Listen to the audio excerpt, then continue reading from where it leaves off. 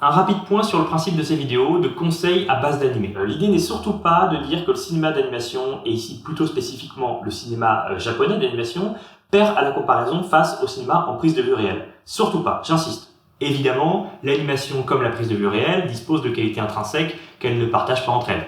Rapidement, et pour faire simple, je peux par exemple faire remarquer la liberté visuelle que permet les outils d'animation, ainsi que les variations plastiques possibles.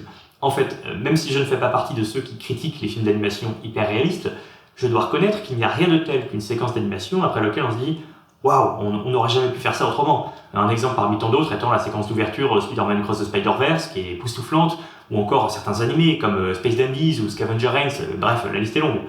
Pourtant, je me permets ici de passer de l'un à l'autre. On remarquera donc que déjà, c'est bancal. Mais en plus, dans cette vidéo, je me permets de passer d'animés japonais à des films français. Donc par-dessus tout, un changement de culture. Et c'est presque ça le plus dur, j'ai eu un mal fou à trouver des films comparables. Je me suis donc permis cette longue introduction pour vous rappeler comment je compare. Je me base sur deux choses. En un, des proximités de genre et de scénario. Je compare une romance avec une romance et un thriller avec un thriller, en gros. En deux, des proximités de mood, c'est-à-dire ce qui est ressenti devant le film. Parce que mon but, c'est de dire si vous aimez ça, vous aimerez ça. Donc je ne peux pas seulement m'appuyer sur des scénarios similaires. Si un animé sur des fantômes est reposant, je ne peux pas conseiller un film avec des fantômes qui fait peur. Mais là, vous avez perçu le problème. Les émotions, c'est très personnel finalement. Propre à chaque personnalité, à chaque corps, à chaque contexte. Donc, je fais de mon mieux, mais ça ne sera jamais parfait. Finalement, ce que je cherche à faire, c'est de conseiller des bons films aux fans d'animé et des bons animés aux cinéphiles qui voudraient s'intéresser.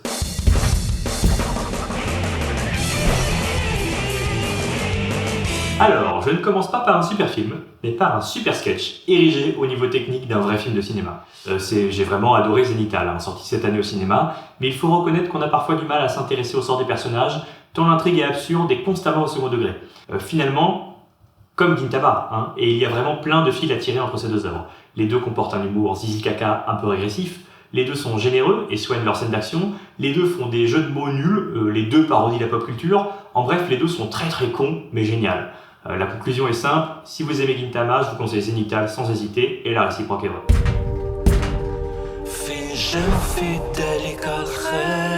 Kaku Shigoto raconte l'histoire d'un mangaka connu pour ses œuvres comiques un peu osées et qui, pour protéger sa fille des aspects peu respectables de son travail, cache sa profession. Youssef Salem a du succès raconte l'histoire d'un écrivain qui a écrit un livre parodiant sa propre famille et particulièrement son père. Il va donc tout faire pour empêcher son père de lire son livre. Bon, le lien entre les deux œuvres est évident, ce sont deux comédies sur des artistes qui vont devoir cacher leur succès à leurs proches. Vous savez ce que disait Philippe Roth à propos de la famille. Il citait cet écrivain qui disait « Quand un écrivain naît dans une famille, la famille est foutue. » Foutue. Mais bon, c'est là que la différence culturelle frappe, et je dois le faire remarquer. La poésie du temps qui passe, très japonaise de Kaku Shigoto, est fatalement très différente dans cette comédie française. Pourtant, et Dieu sait que j'aime cette poésie japonaise-là, croyez-moi, j'ai une préférence pour Youssef Salem et du succès. Certes, dans les deux œuvres, on rigole beaucoup de personnages caricaturaux, mais je trouve les répliques du film français bien plus drôles et les situations comiques bien plus grotesques, ce qui est une qualité. Certes, également, dans les deux œuvres, on retrouve une complicité touchante entre un père et son enfant. Mais je trouve la relation plus intelligemment écrite dans le film français, et pour être honnête, elle m'a beaucoup ému.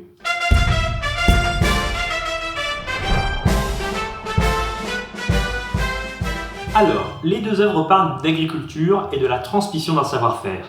Si vous avez lu ou vu Silver Spoon, peut-être avez-vous été touché par l'humanité du manga, parce qu'il est proche des agriculteurs et des éleveurs. Et si Hiromu Arakawa, qui est la mangaka de notamment Full Metal Alchemist, excusez du peu, l'a si bien réussi, c'est peut-être parce qu'elle a elle-même été élevée dans une laiterie.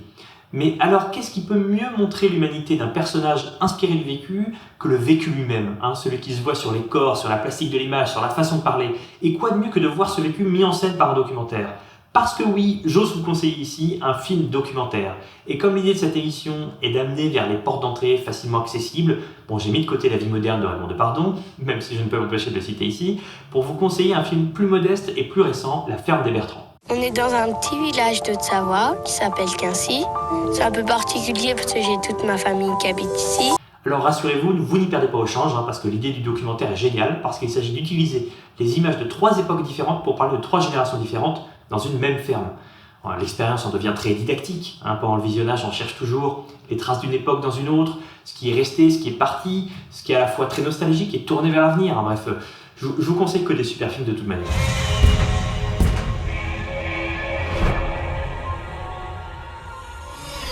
Je sens qu'il y en a qui se demandent quel lien je tisse entre ces deux œuvres. Mais en fait, c'est l'évidence. Dans les deux cas, nous avons pour héros un jeune homme qui se transforme en bête. Dans les deux cas, le personnage va commencer par être dans le déni, puis se considérer comme quelqu'un pouvant établir un dialogue entre le genre animal et le genre humain, puis, encore plus tard, va finir par choisir son camp. Si ce que vous avez aimé dans Tokyo Ghoul, c'est l'aspect psychologique de la transformation en monstre, alors vous apprécierez aussi cet aspect du règne animal. Et si ce qui vous a marqué dans Tokyo Ghoul, c'est plutôt la torture ou l'aspect gore, alors vous allez adorer le règne animal. Parce que même si le scénario verse moins dans l'horreur, le fait que ce ne sont pas des dessins, mais des effets pratiques, ça rend les transformations corporelles beaucoup plus dérangeantes à la vue. Et dans les deux cas, vous avez deux super divertissements, blindés de super scènes d'action.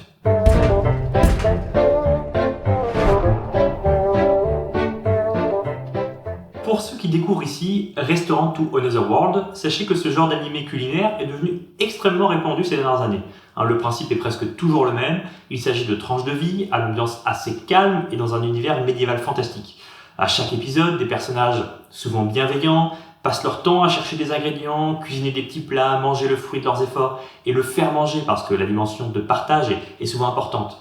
Les plats sont toujours délicieux et le goûteur en ressort apaisé, voire complètement transformé.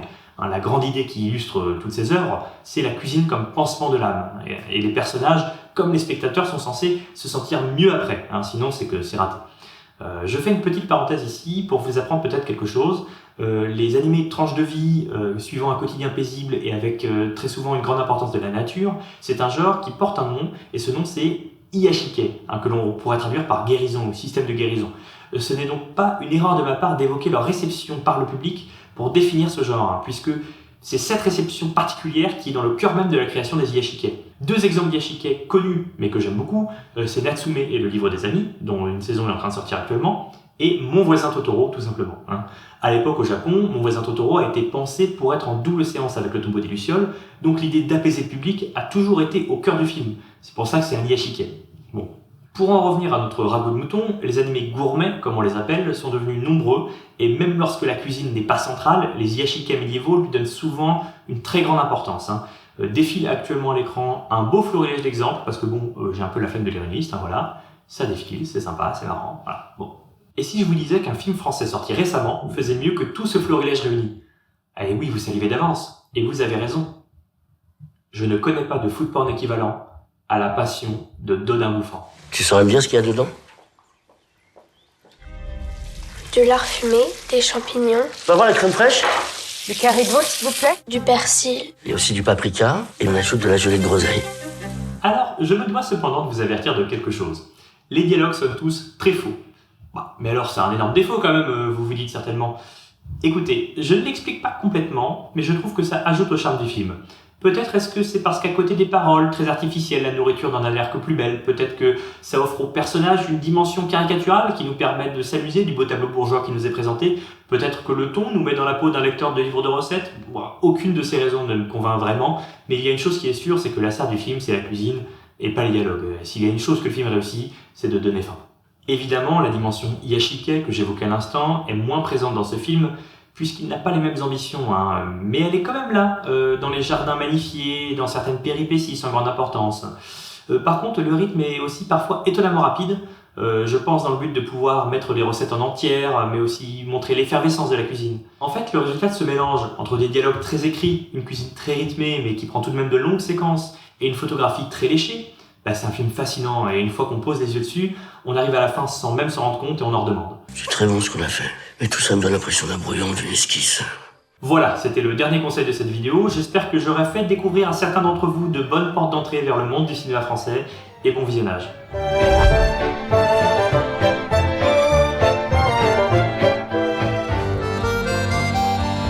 Dans la vie, il n'y a pas que la satisfaction de l'argent. Il y a une certaine satisfaction de laisser une nature en état, une belle nature, une nature propre.